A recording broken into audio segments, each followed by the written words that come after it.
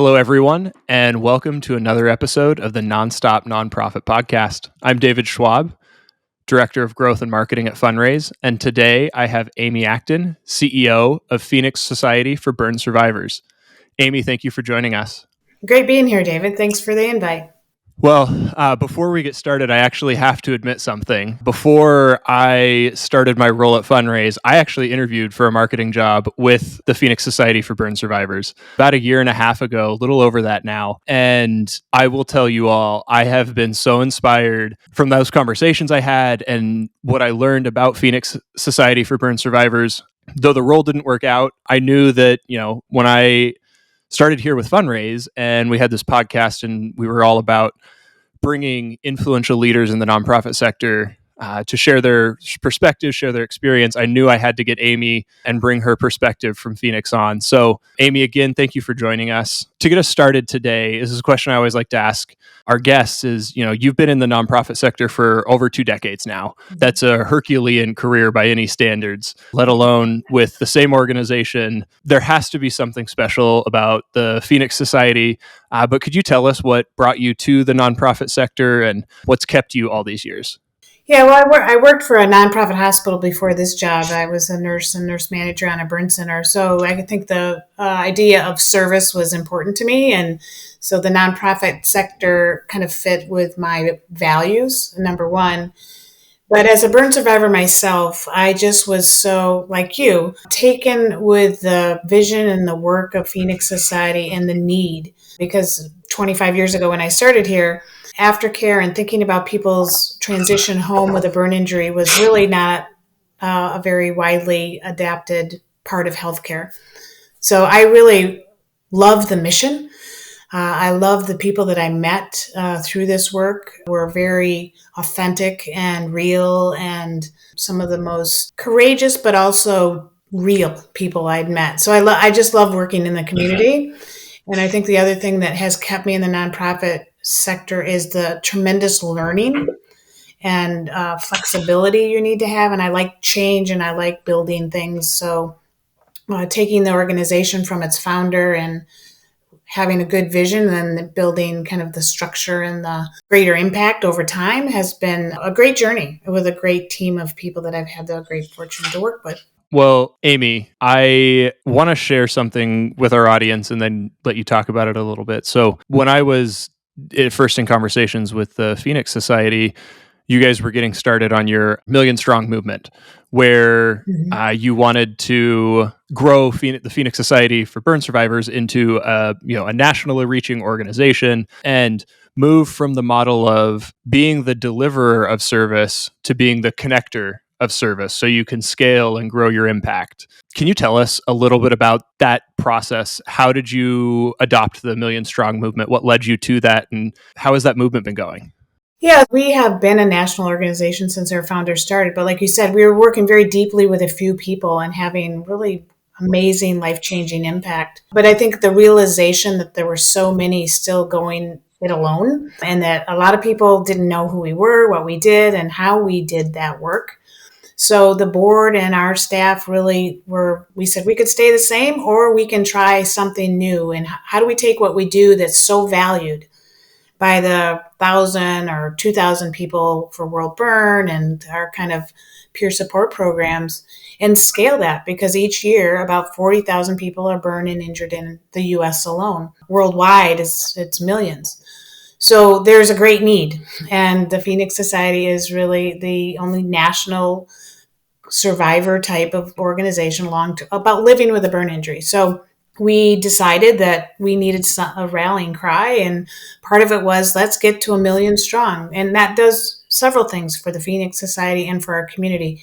It gets people the services that they need sooner by connecting with them as they leave the hospital. By building people engaging with us, we're going to bring more people and more resources to the work so we can then provide more services. So it's kind of a flywheel effect, right?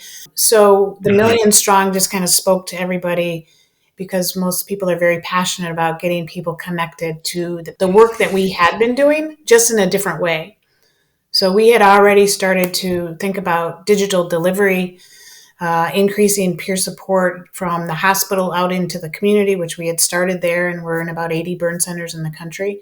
But how do we build that into the community, into the digital space to get good quality peer support so you don't have to go it alone? So that's kind of where that all came from. And part of our work was with EOS, and I think we're going to talk about that maybe a little bit later, but it was a business operating model that really helped us really get focused. And I think part of the challenges in nonprofits is the need is so great. We try to go too wide and too broad, and then we start to overstretch, and we're not doing some core things really well. And so that's where we really focus. What's our best thing that we do? And it is connecting people. It's connecting people with just other people who've been there, but also resources that they can't find and making it easier to find.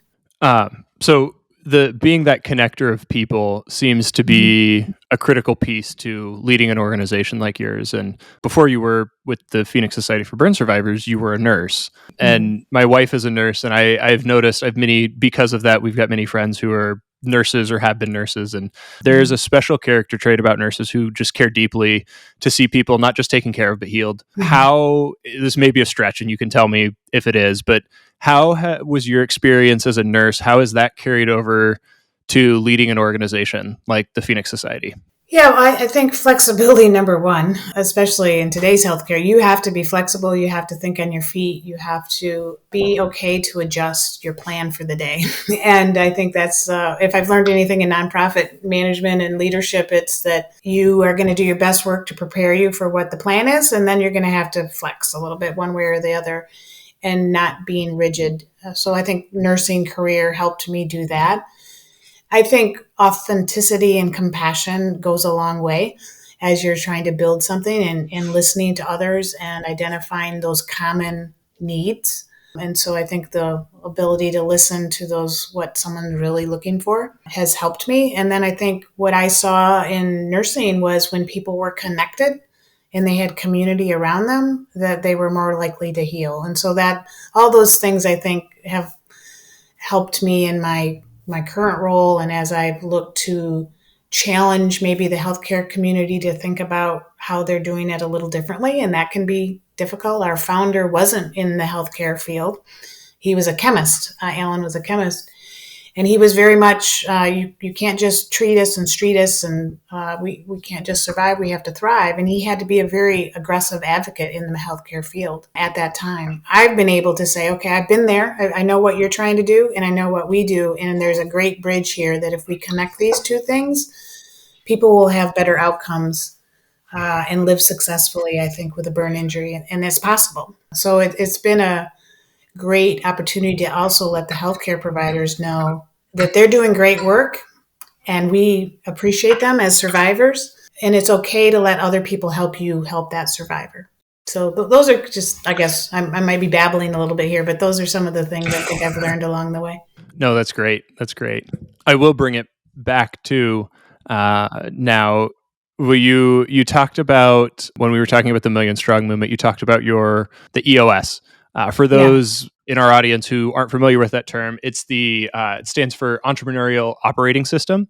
It was introduced in a book called Traction by Gino Wickman and Kevin Pierce many years ago now. I was a little shocked first when I heard that you guys had adopted that, because it really is it's a for-profit startup entrepreneurial, like I said, entrepreneurial operating system. And when I was transferring from my last consulting agency before moving into this role, I was part of a startup consultancy, and we had used the EOS to grow our organization from 2 people to like 20 people by the time I was leaving. And so when your peers, when I was interviewing, they're like, hey, do you know about the EOS? And I was like, I know a lot about it. How do you know about it? But so I was just very interested in the fact that you had adopted that kind of culture and operating system. It's funny even to use the word operating system for an organization, a business. But what was it like when you first were adopting the EOS? What were those conversations like? How did you, as a leader, champion that and rally your peers around you to bring the organization into probably what felt like a very big change at the time? Yeah, well, I will say I learned a lot. Some of it I wasn't very successful with, but I think for me, as a kind of lifelong learner, always trying to figure out, okay, I'm hitting a wall. what do I have to go learn to get past this? And so part of it was, as we started to hire more people, it gets more complex, right? And trying to get the team to all be on the same page, moving forward together, was a struggle. And bringing in some of those consistent processes so we didn't have to recreate the wheel all the time. So I had a great board member who shared with me as we continued to grow and more was asked of me as a leader. He helped me see that my skills are visionary, my skills are thinking out ahead, but operational is probably not my strong suit. And I've always brought people next to me that had different skills than I am. I'm not threatened by that, and it really helps the organization. So he just said, why don't you think about an integrator to work with you to integrate your ideas into the business. So I started out with the rocket fuel concept of kind of the CEO and an integrator, someone that can really operationalize the vision and advancing our plan, our business plan, because nonprofits need plans and business practices too. And so I started that way, and I quickly realized that that was just one piece of a bigger puzzle that I needed.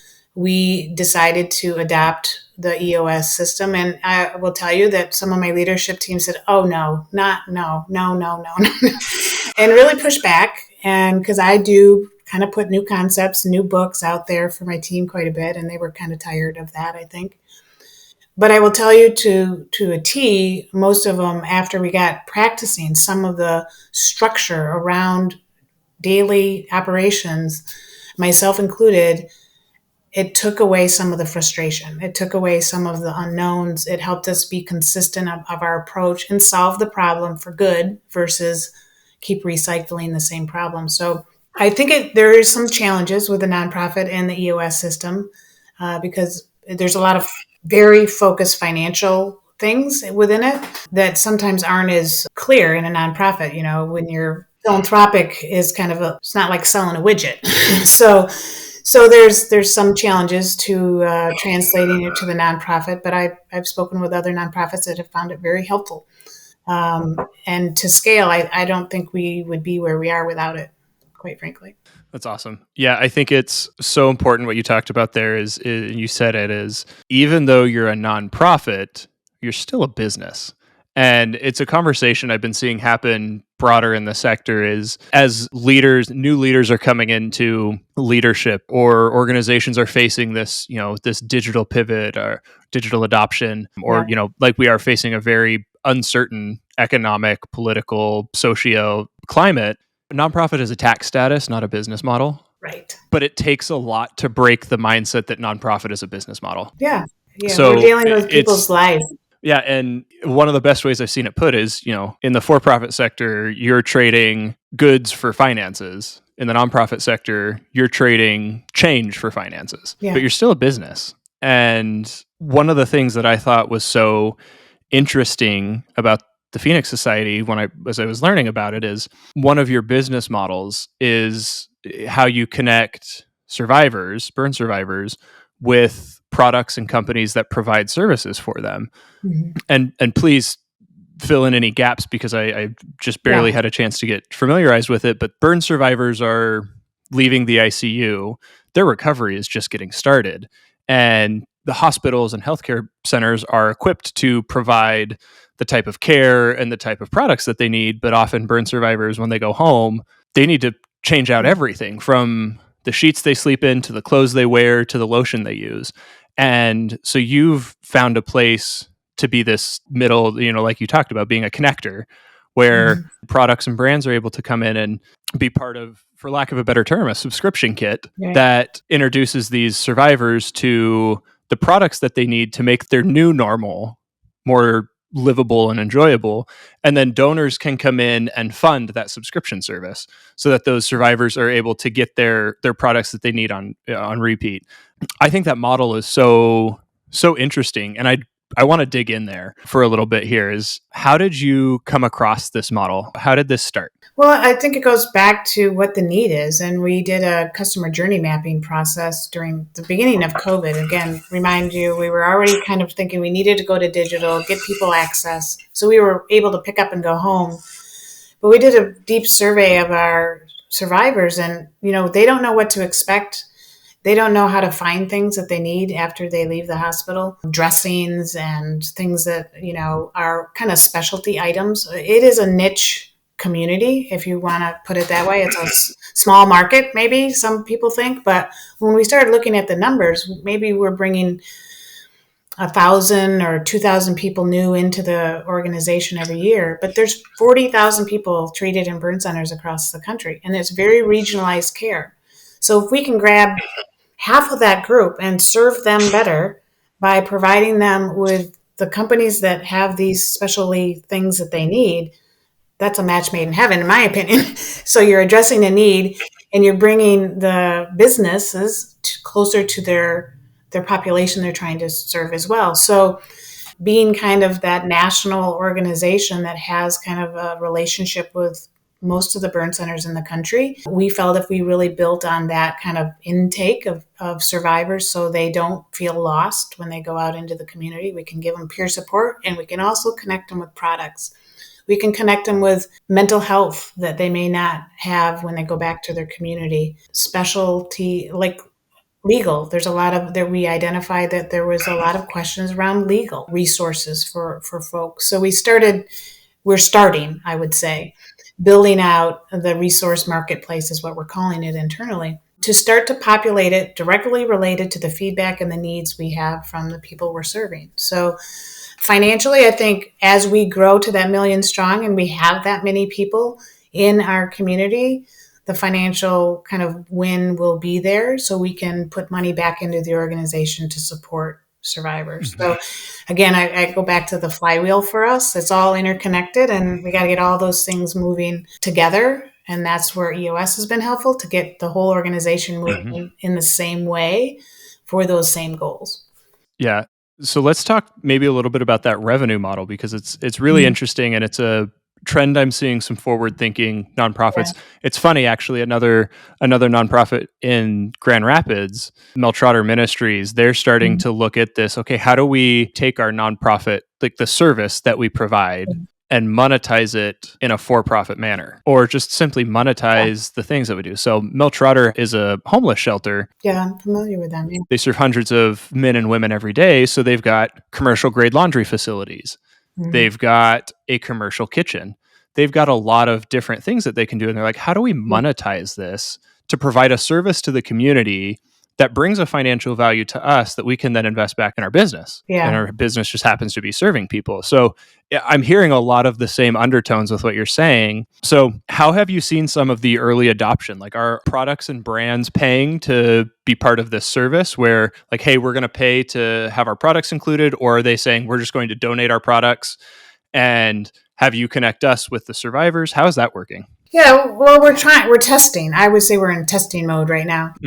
Historically, the corporate world has been very supportive of Phoenix Society, and because we have several kind of areas, fire prevention, because we do a lot of survivor advocacy for codes and kind of safety. So we have that kind of market. And then we have the healthcare community and the people that are attached to the burn centers. Most of those products, though, are really focused on the acute care. So it's kind of aftermarket for them. But they really value having the stories of success for the people that have used their products. So connecting people with those stories is important. When we get into people like that have medical supplies that the survivor will need, I think that there's interest there. Technology-wise, we have to have the right platforms to do that, and we're building those now and testing certain models. I think there is interest more in the percentage per sales type of mode. But when you're a startup, you need capital to build that, to do that, right? And so that's where we are right now, is building some of the capital so we can have the infrastructure, the technology, and the way we connect people to the product and services. But mental health is another one.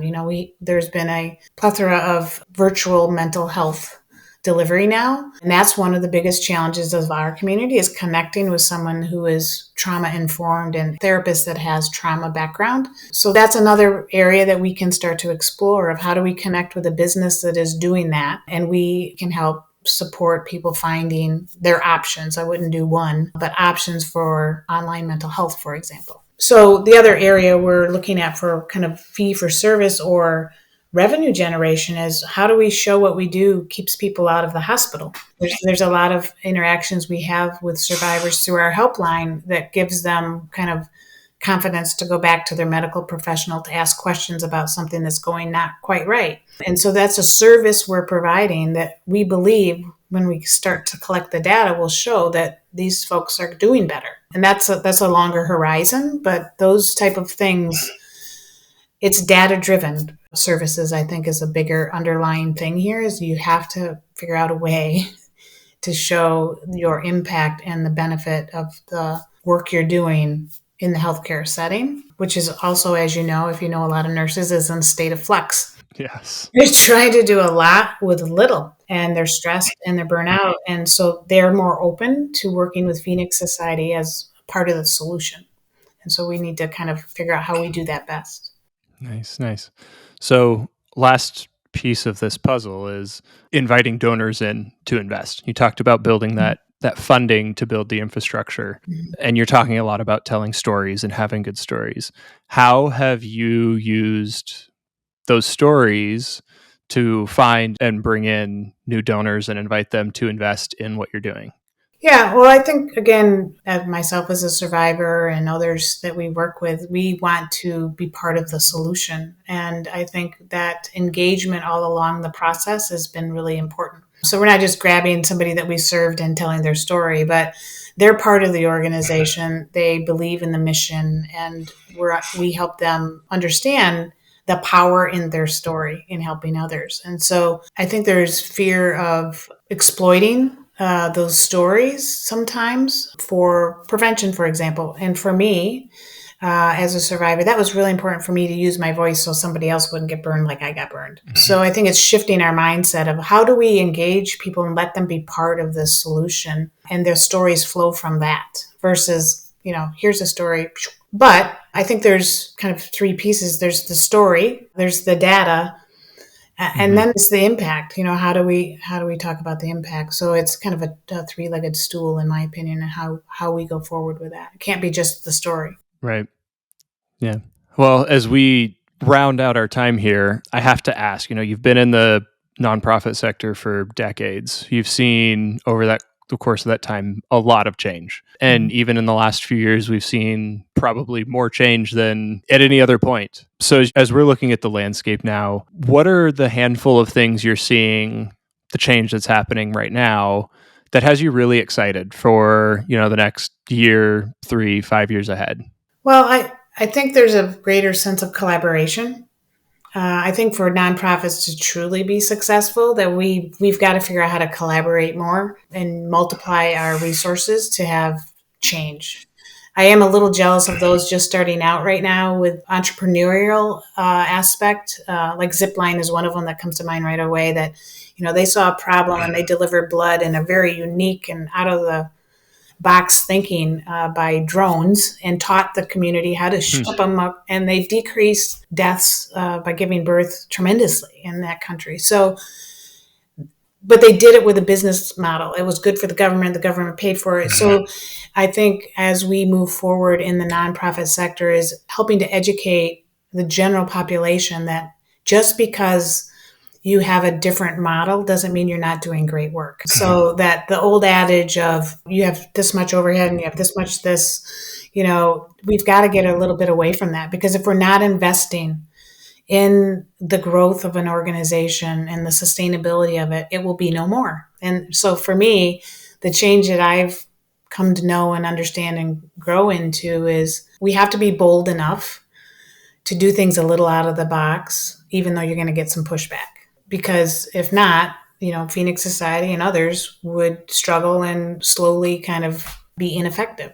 And so that's why I always try to push forward, even though sometimes it's like pushing the ball up the hill. Yeah, I like what you said there. I'm excited for a lot of the same change that's happening, and really the big one I see happening is the change in expectation of hitting this arbitrary 80% rule. And I think if I do one thing in my career, and it's to get rid of the word overhead in the nonprofit sector, I will consider my career a success, Yeah.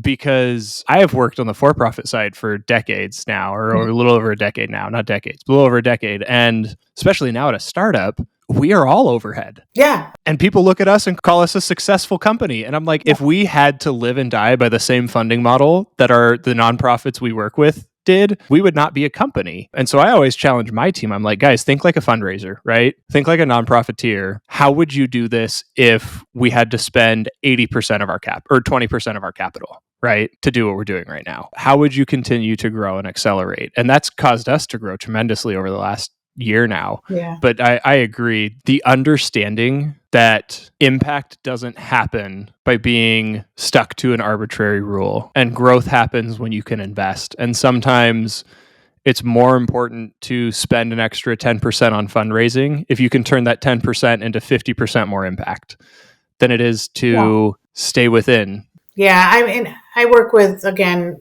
wonderful nonprofits all across the country that are in the burn space, and some are total volunteer. They're different sizes and scales and shapes and impacts. But if you're an organization like us, you're a national organization that requires multiple relationships at different levels of the organization. You need people. It's a people-driven thing. It's not a volunteer-driven. It is. It will continue to be more volunteer-driven, but as you're trying to transform an organization, you're going to need capital, you need investment. And we went forward with a capacity building campaign on this very idea. Dan Pallotta's kind of concept of don't worry about that. I got my dog barking. Do you hear him? Sorry. It's totally fine. Yeah, he'll stop in a second. So yes, I think it is. It's more about what is the impact the organization is having, and not necessarily the percentages. Well, Amy, this has been such a fun conversation. Thank you so much for your time today. Thank you for joining us and sharing your knowledge and wisdom and experience, and sharing about the Phoenix Society for Burn Survivors. Any closing thoughts? If there's, somewhere that our audience would like to, follow along with your journey or learn more about the Phoenix Society, where would the best place to follow or connect or engage with you? Yeah, we're clearly on Facebook and all those things. Our website is phoenix-society.org. We'd love to have you learn more about what we're doing and join us on this endeavor to build our community a million strong. And I really appreciate your thinking of us, David, and the great questions. Awesome. Well, Amy, thank you for your time today.